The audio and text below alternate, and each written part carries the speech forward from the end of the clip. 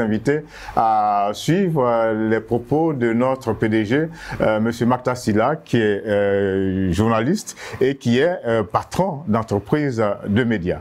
Je pense que les médias, de manière générale, que ce soit des médias publics ou des médias privés, jouent un rôle fondamental dans le dispositif national. Ce sont des outils de transversalité qui touchent à tous les compartiments. Quelque politique que ce soit pour qu'elle réussisse, il faut qu'elle soit médiatisée.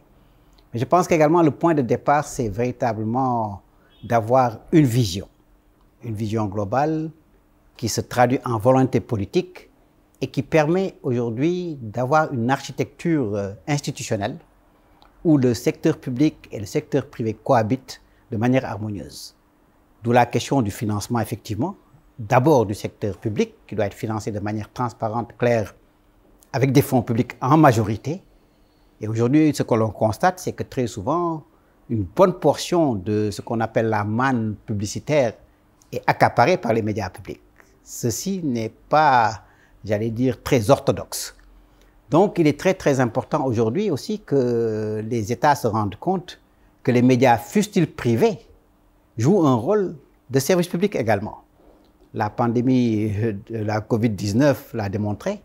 Je ne pense pas qu'il y ait un seul média aujourd'hui privé qui n'ait pas jusqu'à présent mené des campagnes de sensibilisation et quelquefois, sans rien demander à qui que ce soit, ça va passer par quelques guichets que ce soit.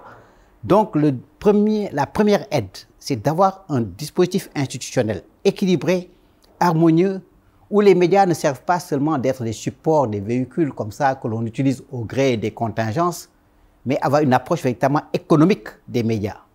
Et se rendre compte qu'effectivement, ces médias privés sont des pourvoyeurs d'emploi, des pourvoyeurs de plus-value, et organiser donc véritablement tout ce dispositif. En plafonnant les recettes privées du secteur public, c'est déjà une forme d'aide qui permettra effectivement que la plus grosse portion, disons 80% du marché publicitaire, puisse aller aux médias privés. Ensuite, je pense qu'il y a un ensemble de dispositifs qui sont possibles aujourd'hui. Il y a des tremplins, il y a des véhicules, notamment la défiscalisation, un tarif, forfaitaire pour l'électricité et certaines choses qui rentrent un peu dans nos activités. Mais il y a également un peu cette incitation du secteur privé de manière globale, pas des médias, mais du secteur économique privé, qui finance aujourd'hui des industries culturelles et qui peut effectivement, en termes de fiscalité, avoir des dégrèvements, avoir des facilités ou ôter un peu certains montants qui sont alloués aux médias privés, donc qui soient défalqués un peu des impôts à payer. Divers mécanismes sont possibles, cela dépend de chaque pays, de comment ça s'organise, de comment ça se fait, mais tout cela est soutenu par une véritable volonté politique et une vision qui prend les médias aujourd'hui comme un secteur économique clé. L'exemple des États-Unis ou de l'Allemagne, de certains pays développés sont là pour en attester. Il est impossible aujourd'hui véritablement d'aspirer à l'émergence ou d'aspirer au développement économique sans que les médias passent un peu de cette conception culturaliste à une conception économique. L'enjeu véritable, c'est l'enjeu de la viabilité des médias. Ils sont là, ils existent. Bon, c'est vrai qu'il y a quelquefois un peu certaines craintes parce qu'on se dit on ne va pas donner à son ennemi l'arbre qui va vous tuer parce qu'on pense que des médias, du fait de leur indépendance éditoriale, qui ne sont pas tous, j'allais dire, des voix de leur maître et des relais de leur maître, peuvent être constitués des dangers.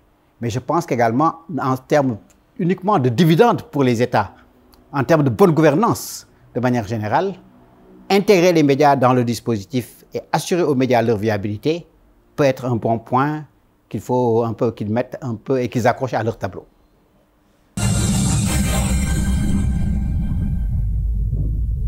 On se rend compte que la plupart des États, quand on est à l'UAR, où j'ai le bénéfice et l'honneur de représenter le secteur privé africain, donc l'UAR, c'est l'Union africaine de radiodiffusion, qui est née de l'ex-URTENA, l'Union des radios-télévisions nationales d'Afrique, qui regroupe toutes les télévisions publiques africaines et un certain nombre de télévisions et de radios privées.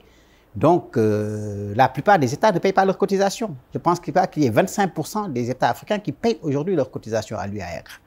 Donc, avant de parler d'autres fonds, commençons d'abord par des choses aussi pragmatiques que cela. Ensuite, au niveau national et au niveau local, c'est vrai, il y a certains gouvernements qui font des efforts. Il y a des gouvernements qui ont défiscalisé quelquefois, qui ont fait des dégrèvements, qui ont fait des moratoires, etc., etc. Donc, tout cela est important. Mais je crois qu'il faudrait qu'au niveau national, d'abord, à tous les niveaux, qu'il puisse y avoir dans les cahiers de charges des obligations de service public qui sont rémunérées par l'État. Ce n'est pas parce qu'on est privé qu'on n'est pas rémunéré. Aujourd'hui, qu'est-ce qui fait des routes? Elles ne sont pas rémunérées. Qui fait aujourd'hui un certain nombre d'infrastructures? Quels sont les gens qui construisent les hôpitaux aujourd'hui ou les structures, les entreprises? Elles sont rémunérées. Il ne faut pas partir de l'idée. En Afrique, très souvent, il a été ancré dans les mentalités que les médias, c'est de la gratuité. Il faut rompre avec cette conception-là. Et ensuite, une fois que c'est fait au niveau national, effectivement, il faut avoir des fonds de convergence, avoir des fonds qui permettent aujourd'hui donc de financer de manière plus transversale, plus intégrée. Tous les organismes sous-régionaux peuvent y contribuer. Elles ont besoin de communiquer, elles ont besoin de se faire connaître, elles ont besoin de faire connaître leurs activités, leurs résultats, leur impact, de sensibiliser, de faire adhérer les populations pour que les gens ne pensent pas que toutes ces institutions, comme le disait l'autre, ce sont des machins. Et je pense que de ce point de vue, il est important qu'il y ait un peu ces fonds. Et dans une approche économique réelle, dans une approche où on pense que l'Afrique a quand même une carte essentielle à jouer en termes d'industrie culturelle, il est important d'avoir des fonds et des mécanismes de soutien à la production audiovisuelle. Pas seulement aux médias directement, mais à tous les acteurs des médias.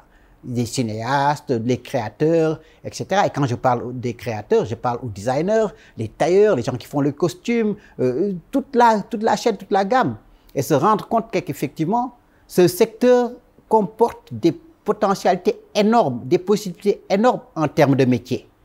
Et que l'une des manières de lutter contre le chômage peut passer par l'industrie des médias aujourd'hui. Et on ne peut pas également relever le challenge numérique, briser le fossé digital, saisir les opportunités qu'offre aujourd'hui le digital, si aujourd'hui on ne renforce pas les médias de manière générale, notamment les médias privés.